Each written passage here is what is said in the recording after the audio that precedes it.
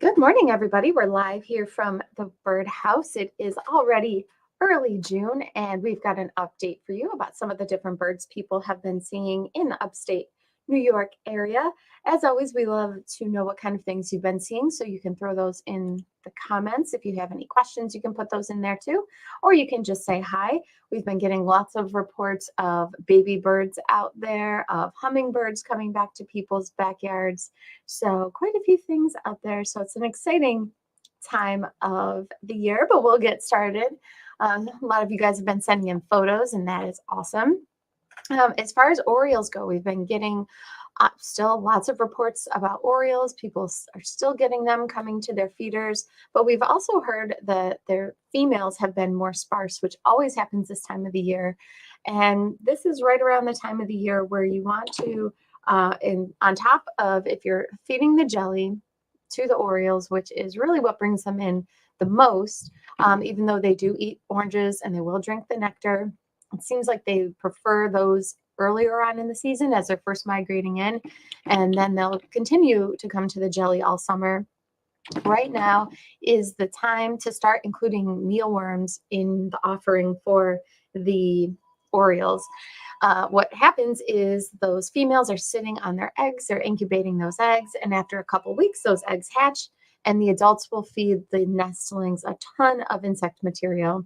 And providing them with mealworms is a great way to give them some of that insect material. So if you include some mealworms in with your jelly, that is awesome. We've heard of people who will mix in the freeze-dried mealworms in with their jelly. That's one thing you can do. Or if you have a feeder that has multiple dishes, you can do one dish with jelly, one dish with the mealworms. A lot of people do that. Or you can just add a second small dish, just like in the picture here, of mealworms. The birds in general prefer live mealworms, but they'll also eat the freeze-dried mealworms. And you'll find that it's not just the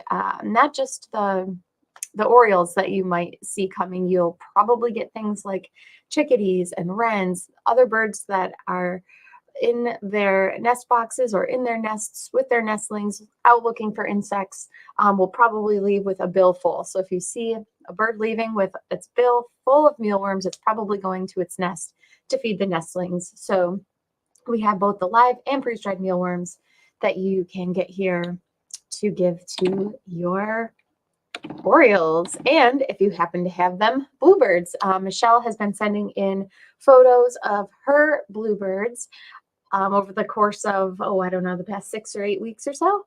And we started off with the 2 parents. And then there were the eggs. Those eggs hatched. And then there were the little nestlings here. They started to grow their feathers pretty quickly. And then just about last week, maybe a little bit longer ago, she sent this photo. It says eyes wide open and a fair amount of feathers.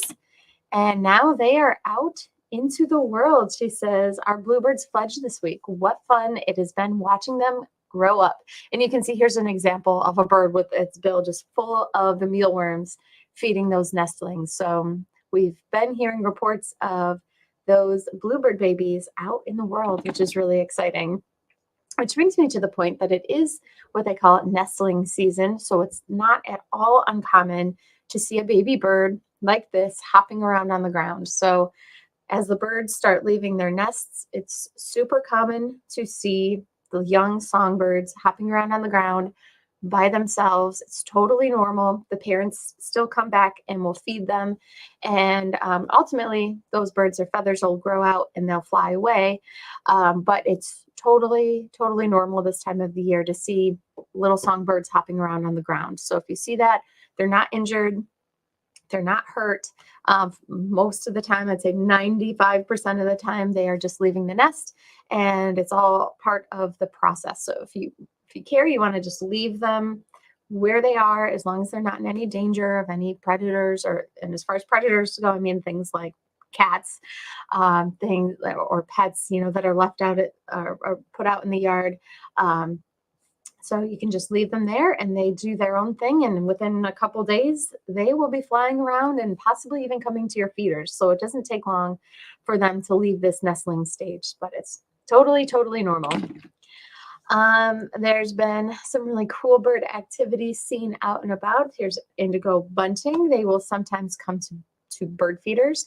They'll come to finch feeders that provide the Niger or millet they'll eat, sunflower hearts. So they kind of like those smaller seeds. They tend to gravitate to those kind of feeders. So if you're lucky, you might just happen upon an indigo bunting at your feeder. If you're in the Rochester area, a really good place to go to see indigo bunting is Mendon Ponds Park. They're often seen there. I love this picture. I just saw some of these for the first time this season myself. Karen sent in this photo that said the first mallard family of the year at our cottage on Canandaigua Lake. So the goslings have been out for a while. And in fact, some of them that I just saw yesterday are starting to almost get that adult plumage. They're starting to look a lot like the adults. But the little mallard hatchlings are just coming out. And then we had this photo sent in to us from Edward, who asked, could you ask your followers to try to ID this bird? 50 feet up in a large maple. So he sent in this photo, and our response to him was, it looks like a great crested flycatcher. And Mark sent in a couple photos, I believe, of great crested flycatcher this week.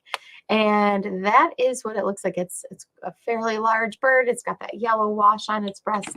So that is what we think is a great crested flycatcher, and they are a cavity nesting species.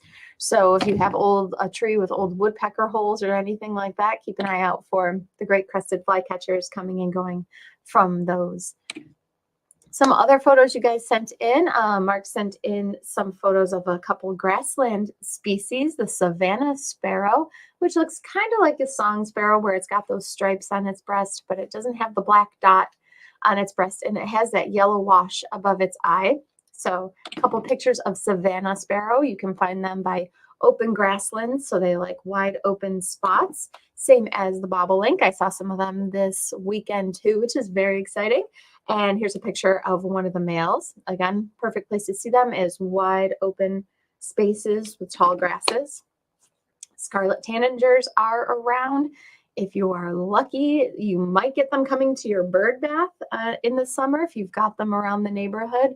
The males are gorgeous, bright red with these black wings. Every once in a while, we hear them coming to feeders where they will eat sunflower hearts.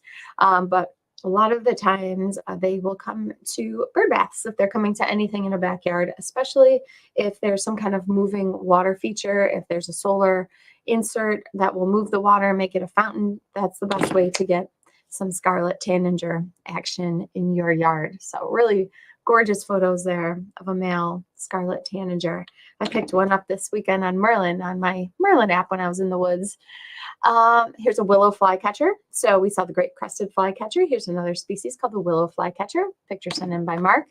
And then some Montezuma pictures, an osprey, which you can find by the water. They eat just about exclusively fish, so you can find them by the water. And also a really cool snap here from Montezuma of a black tern. So really cool sighting there. And then just this morning, Mark sent in this photo too of a pileated woodpecker with a juvenile over at Tinker Nature Park. So juvenile's got its little head poking out of that hollow cavity, and it looks like one of the parents, looks like the male there, is coming to visit. And I can tell it's the male because it's got this red coloration on this stripe. If it was the female, it would be all black. So that's how you can tell male and female. Plus the crest is larger and more red in the male, or the crest is more red and it goes down to its bill. So that is the male tending to its young, and not at all birdie, but still awesome out in nature. Is a painted turtle. It looks like a little one too. And this photo was sent in by Robert, who saw this at the Churchville Dam, as well as great blue heron. There's lots of great blue heron out there, out catching fish and frogs and whatever else out in the water. And if you are out in the garden, you might see lots of butterfly activity if you're lucky. Haven't seen any monarchs yet, at least I haven't heard any reports yet, but Now's about the time where they start to make their appearance because the milkweeds are starting to bloom. I'm starting to get some flowers on my milkweed in the backyard. And so with that will come the monarchs. They tend to come at the same time. But people are reporting a lot of red admiral butterflies like this here, and they have kind of an erratic flight. So if you see a butterfly that's flying kind of crazily, it's probably a red admiral. We'll talk a little bit more about butterflies and gardening for butterflies on Saturday with our broadcast, but the red admirals are definitely out in some big numbers today. So thank you guys for watching. That was our little update. We will definitely have more for you on Saturday. Looks like there are a couple of comments here. Headbanger says, I've seen the great crested flycatcher and red-eyed vireos. Yes. So if you're out by any kind of patch of woods, you will probably hear red-eyed vireo. Their call is almost like that of a robin, but it's less sing-songy. It's more chatty. It almost sounds like they're talking to themselves. If you use the Merlin app, that is the best way to identify what kind of bird songs you have around you. You can just hit the little microphone that'll listen to whatever you have around you, and it'll make a list of all the different birds it hears. And that is the Merlin app from the Cornell Lab for Ornithology. It's totally free, and that's a really, really great resource. Headbanger also says, saw some tree swallow eggs in a nesting box and baby chickadees with all their feathers, eyes open inside of a nesting box. How cute is that? That is awesome. So definitely that time of the year where there's going to be a lot of baby birds out there. So the best way to provide for them in your yard is with the mealworms are really good. Some people add sunflower hearts to their seed mix if they don't have them already, or peanut hearts, which are the ground up insides of the peanuts. They're smaller pieces, so the baby birds can swallow them better. But that being said, they grow up really, really quickly. So whatever seed blend you're feeding, if you're having success with it bringing birds to the yard, they'll probably be just fine for those baby birds. Lynn says, haven't seen any hummingbirds for over 3 weeks. Yeah, people are reporting hummingbirds here and there, but it's nothing like it was several years ago as far as the reports of hummingbirds go. People have had really good luck with getting orioles to their backyards, but the hummingbirds, again, are sparse this year. It'll be interesting to see because New York is doing what's called a breeding bird atlas, where the state is basically sectioned off into different sections, and people kind of adopt a section, if you will. They bird that area. They make lists and reports of what they can tell is breeding there, and it's a way to judge populations. And we haven't had one in the state for a while now. I almost want to say it's been probably like 15 years, maybe closer to 20. I don't know, since our last breeding bird atlas. But it'll be interesting to see if there's been any changes from that one that was well over 10 years ago, if there's been any changes in the hummingbird populations in that amount of time. It makes you wonder. So, Lynn, you're not alone in not having seen any hummingbirds in over 3 weeks. I haven't seen one yet at my feeders, but that being said, I'm not there all the time to watch them. So I haven't been hearing that many reports from customers either. Some people have really good luck with them, especially if they're by the water, it seems like. But you're in the same boat as a lot of people who haven't been having very good luck with hummingbirds this year, unfortunately. That being said, the best thing you can do to keep hummingbirds coming and to do your best to attract them is to make sure that nectar is fresh.